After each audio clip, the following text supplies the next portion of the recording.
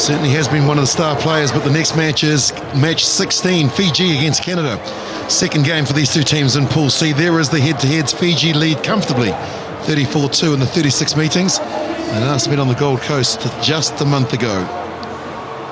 Here are the starting seven, and keep an eye out for Leo Naikasu, the 23-year-old from the Wardens Club. He has been here on debut, a very good player. 2 tries in the first game to Samisoni Vidividi for Fiji. And as for Canada, well, plenty of experience in Nanyak Dala, the 29-year-old who plays 15s and 7s. John Moonlight is there in his 22nd tournament. And Kieran Hearn, a man that one reporter called the glue.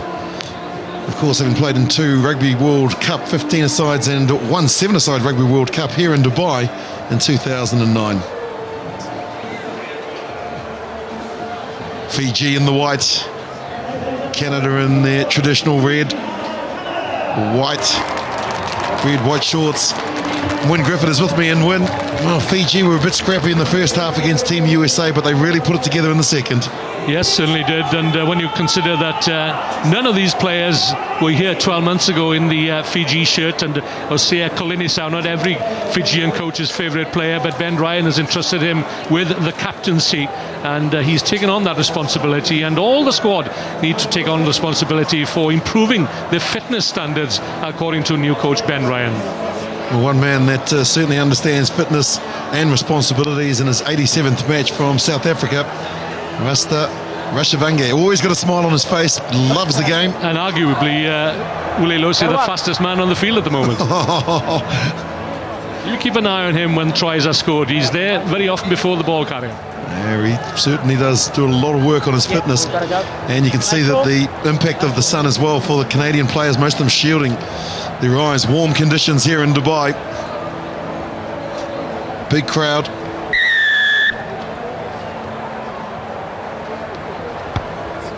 Kieran Hearn gets us underway in this match. Tap back. Getting up was Moonlight and tapping it back, but it's fallen into the hands of the Fijians, and just as quick as you like, Naikasu, the young man, feeds it on the inside, and the opening try to Ngathingu. Waisea Ngathingu, just like that, Fiji at their best.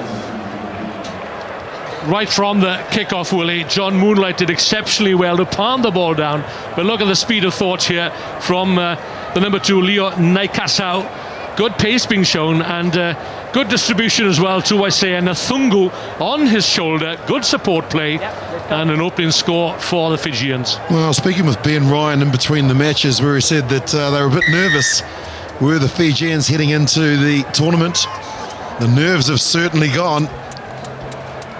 But where are we now, Willie? Are we in the 14th season of the Sevens World Series, and Fiji, they've reached the final on 5 occasions, but they've yet to lift the Dubai Cup. I wonder whether this could be their year. And what a feather that would be in Ben Ryan's cap. From the get-go, Kolinisau giving his players plenty of time to get up there and contest, and they knock it back. Possession 9/10 of the law in this game, and Fiji have it through the man that restarted in Kolinisau, Vidividi. 2 tries in the first game against the USA. Here comes his third. He won't be stopped. Just like that. Fiji are running rampant. Kolinisau got it, and he offered it to Vidividi. He stepped, put on the accelerator, and he was gone. Yeah, he has to be the fastest policeman on Fiji, Willie. Look at this. Samisoni Vidividi and Fiji have come out to make a statement of intent here right from the outset. Yes, you mentioned nerves, but there's certainly no sign of nerves showing on the face of Samisoni Vidividi, man from Yelavata. Well, of course, he was voted the best and fairest player in Hong Kong this year. 9th tournament, 25 tries, and Kolinisau adds the extras, and it once again highlights the importance of the kickoff win.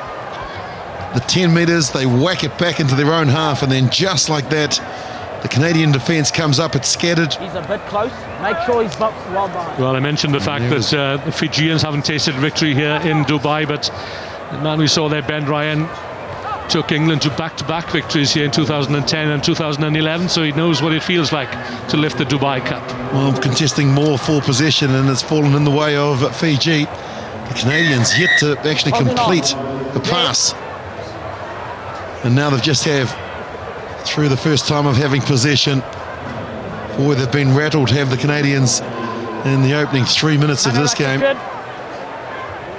Well, there is that, Willie, but they're coming off the back of a hiding against England as well, of 47 points to 7 earlier on today. Moonlight getting back there, doing a lot of good work to try and get their hands on it. They're not going to be able to outpace this very quick Fijian side.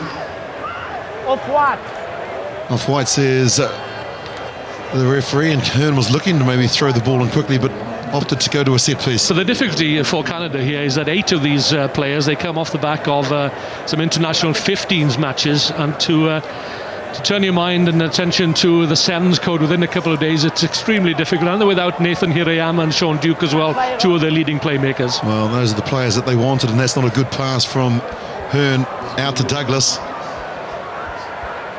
Hearn goes across to try and assist, but he can see that the Fijian defensive line is very good, and so he just tucks the ball under his arm and takes it forward. A big wide pass out to Dala. Nanyak Dala, the Canadian captain, he's not afraid of going into contact. Schreiner, well, they're offside in the midfield were the Fijians, and so if they don't get advantage here, Canada, they will come back for the penalty. Good patience being shown, though, one way and then the other. There's the big speculator. That was the hospital pass or the rib tickler. Dala just trying to find some support there. Broken away his Moonlight. And now he comes out to the left-hand side where Connor Trainer has the ball. Into Dala. Good support play from Canada. One off the ruck, just keeping it simple. Get up. You can't be on your knees. Get up. Yeah, good interplay there from the Canadians. And at last they're into the Fijian half. And this is Hearn. Beautiful footwork from Kieran Hearn. Now he needs some support in the back pass. Didn't go to hand. Perhaps a missed opportunity. They just need to slow things down as they find Dala running a beautiful angle. Hearn with the forward pass. Just that last pass forward. It's all a little laboured from Canada. Forward pass. 24 passes completed by Canada, but on the score sheet it's 14-0 against.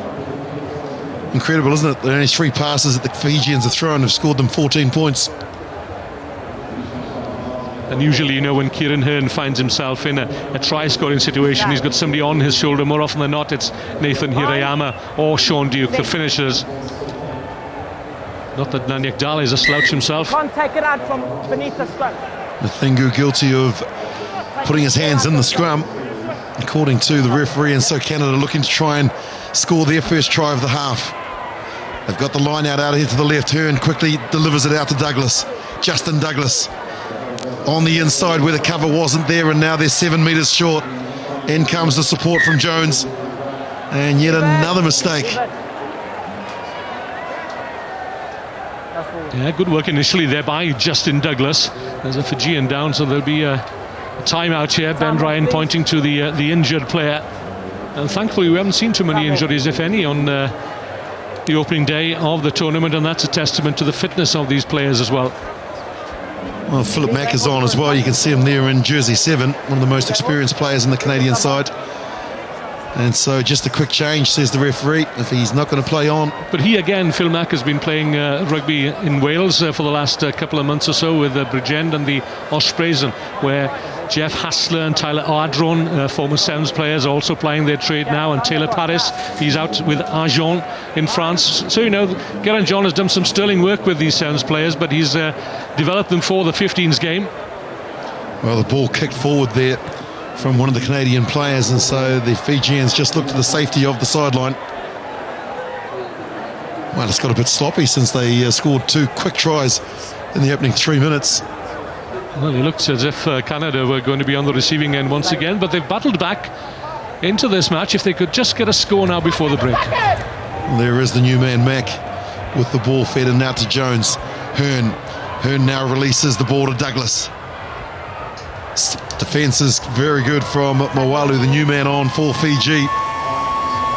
The smallest man on the field is Phil Mack. Jones, good leg drive from the Canadian back. Now they look to release it wide. The inside pass into Connor Trainer. Trainer, if he can release it here, he'll score, but he doesn't need to release it because he's going to do it all by himself. Connor Trainer finally scores Canada's first try. But you have to talk about Phil Mack there. He was instrumental in as much that he had the ball in his hand once or twice, and he just stood up the Fijian defenders. He made them think once again, and Connor Trainer, he used his strength to get over, and that's a vital score for Canada just before the break. Conversion is good from Phil Mack, and so as we head to oranges, 2 converted tries to 1. Fiji ahead by 14-7. A place in the Cup quarterfinals on the Gold Coast by virtue of points difference. But I just reckon that international, that 15's effort has taken a lot out of the Canadian squad. And as you can see from that camera angle, that's the view for the Fijian players in the next 7 minutes. Right into the sun.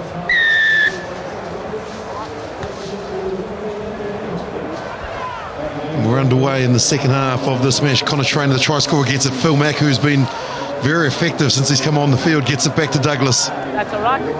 The ruck is good. Dala clears it out, and so an advantage because the Fijians are guilty of playing the halfback. This is just the sort of start that Canada wanted. Look at that, yet to concede a penalty as well, so the discipline is good.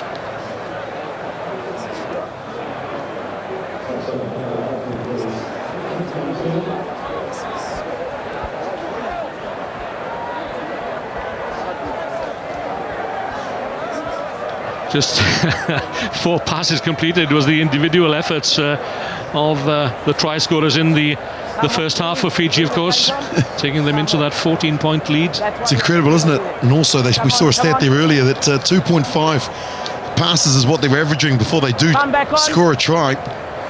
Of course, you look at this Fijian squad, only 66 caps to the 12 members that are there, and they've scored 147 tries heading into this tournament. You can add 6, 7, 8 tries to that, so 155 tries.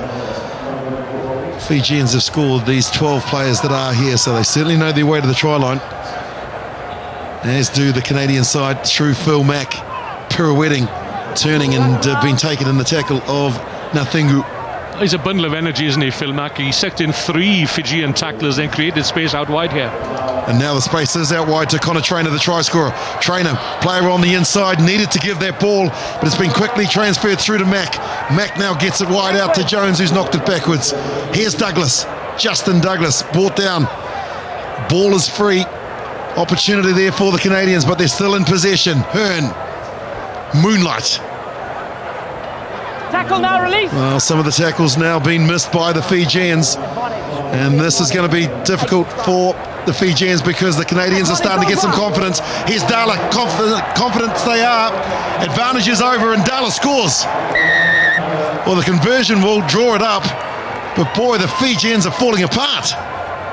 But I think that's the influence of Phil Mack coming onto the field, and he's creating all sorts of problems for the Fijians, and suddenly those nerves that we mentioned earlier on that were not apparent are suddenly apparent now, aren't they, as Nanyak Dala goes over and brings Canada right back into this match. Wow, the missed tackles is what's hurting the Fijians. They've given the ball away on 8 occasions, and they've missed 8 of the 22. Nanyak Dala, the captain, certainly knows his way to the try line. 4 minutes remain, we're all tied up. Look at that statistic. Fiji have missed 8 tackles, and they just can't afford to miss tackles, and the first up tackles are also important. Well, this is one of the most important restarts because the Fijians have been doing a lot of defending. They'll want possession here. Looks like it's been lost forward. Well, Ben Ryan is certainly trying to bring structure to the play of the Fijians once more, and Ali Ferretti and Dere. I seem to recall the former coach saying, well, what is the point of bringing structure to a game when you've got only 14 men on the field and it's 100 by 70 metres? Yeah, see, I'm not so sure about the structure as well. It's so brilliant and just so natural. Fine. And that's that there. 56 passes means that the bulk of the possession has been with the Canadians.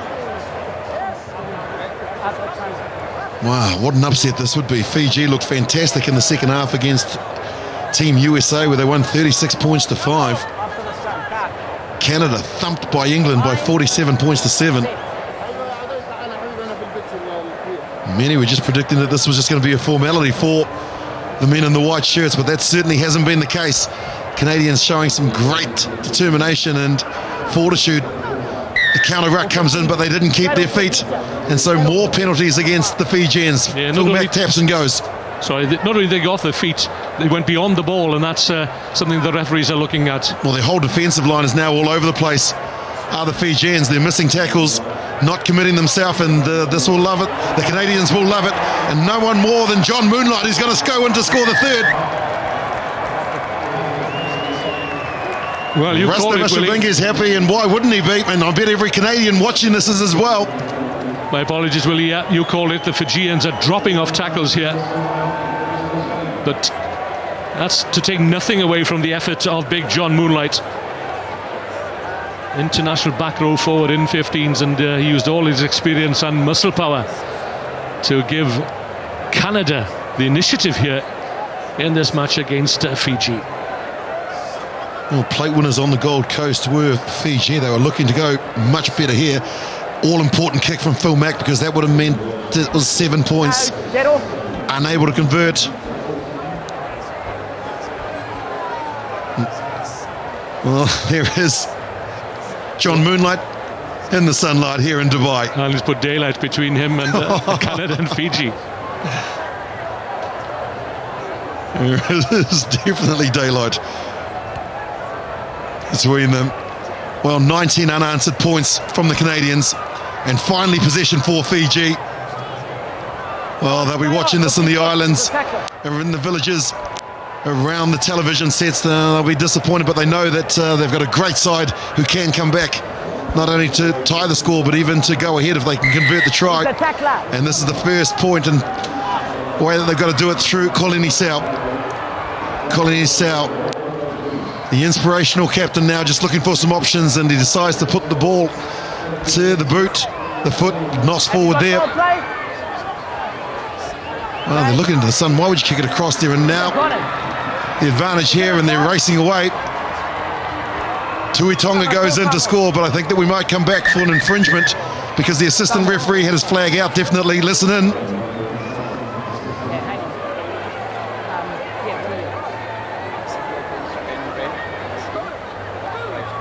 Okay, quick question. Was there a knock-on after that foul play? Okay. So we can award the try. There's no knock-on. Definite no knock-on. Okay, time back on.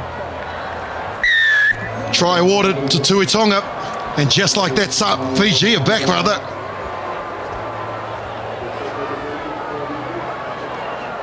Or was there a knock-on when Griffith? Let's see. Can we go back to that crossfield kick from Kolini Sau? That's where the incident, the controversial incident, was. Just before that, no doubting the pace of Jonah Tuitonga.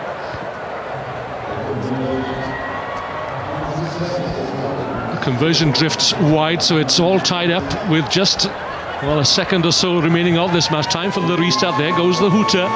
So a little bit of controversy there. The touch judge gingerly sort of pushed his flag out. Well, he was 1 foot in, 1 foot out, wasn't he? Well, I thought it was a fair challenge between the Canadian. The Canadian just stopped for a second, and that allowed Jonah Tuitonga to steal a march on them. Yeah, Tuitonga, his first try, he'll remember that, because he's brought his team back after they had just conceded 19 points, but the Canadians haven't given up yet. That's good. First man in. First man in, says the referee, and so the challenge is good, and now they've won a penalty. First man in. Now then, well, I thought perhaps they might have gone for the three-pointer there. Well, the Fijians are confident they can probably break it, and they certainly will through Masilevu. Benito Masilevu knew that he would score a try. Didn't want the 3 points that were possibly on offer. And Fiji play their get-out-of-jail card early in Dubai. Well, that's heartbreak for the Canadians, isn't it? And their heads appear to be down. Adam Kleberger did well to secure possession, but coughing up the penalty there, and I thought perhaps there was an opportunity for a three-pointer, but no, Fiji wanted more, and it certainly paid off, as a conversion is good also, and that's sealed the victory for them. But it was touch and go, Willie. Certainly was, but when they needed it most, the Fijians responded with two very quick tries. And what a match, Fiji. Far too good for Canada, winning it by 26-19.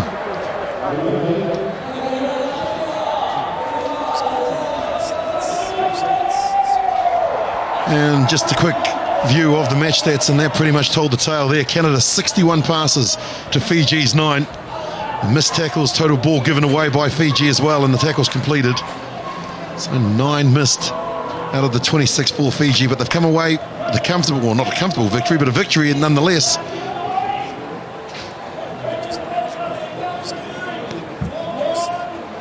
Well, Fiji captain Osea Kulunisao, Osea, it's a win. It wasn't good, it wasn't pretty, but it's a win nonetheless. Yeah, we're thankful that we got through that. Canada gave us a fright, especially they kept the ball really well in the second half. They never gave us any opportunities, but we defended for a long period of time. But we're glad to make it through in the last game. England have looked good. What's it going to take to compete with England? We have to perform better than what we did against Canada. I think step up on our defense, and especially making use of our opportunities against teams like England. Thanks, Osea. Thank you.